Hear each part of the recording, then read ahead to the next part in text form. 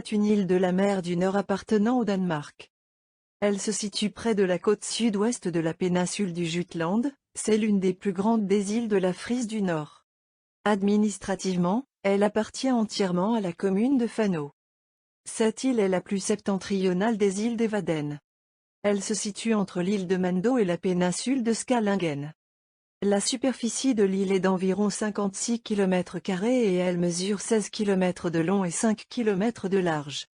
L'île se situe à proximité de la ville côtière d'Esbjerg, à laquelle elle est reliée par ferry en 12 minutes. La ville principale et son chef-lieu s'appelle Norby.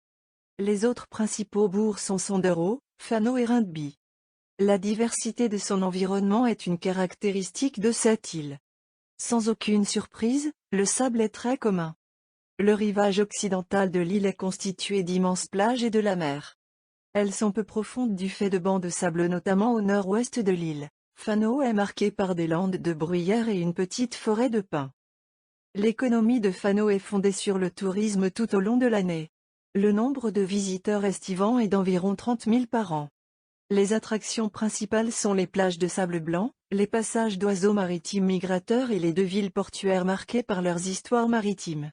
Sans oublier l'architecture vernaculaire, composée de maisons recouvertes de chaume, tout orientées sur un axe est-ouest. L'un des plus importants festivals mondiaux de cerfs-volants se tient tous les ans sur la plage de Fano au mois de juin. Fano fait partie du parc national de la mer des Wadden. Ce site est classé au patrimoine mondial de l'UNESCO. Grâce à ses nombreux poissons, oiseaux et phoques qui peuplent tous les recoins. En participant à un safari phoque, vous embarquerez vers des rivages sablonneux sur lesquels les phoques aiment se prélasser. Surtout aux alentours du port de Norby où ils sont nombreux. La ville de Norby abrite le musée de Fano qui possède une collection sur les costumes. Dans l'église de Norby, il y a une exposition qui possède de nombreux modèles de navires. Elle présente plusieurs aspects historiques de l'île en tant que communauté maritime. Si vous avez encore soif de bière, d'histoire et de culture, vous pouvez rejoindre le village de Sondero, à la pointe sud de l'île. On peut découvrir la galerie d'art de Fano, le moulin de Sondero et Anus.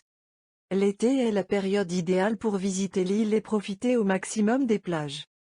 Vous pouvez apprendre à faire de la planche à voile, mais aussi, pêcher des huîtres, faire du kayak ou même foncer sur la plage dans un char à voile qu'on appelle blocard.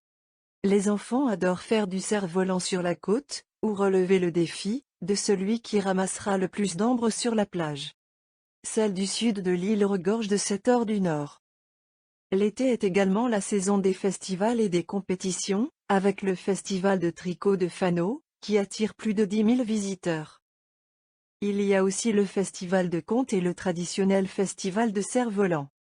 Fano fait partie de ces destinations faisant chavirer les cœurs des touristes qui deviennent amoureux de l'île.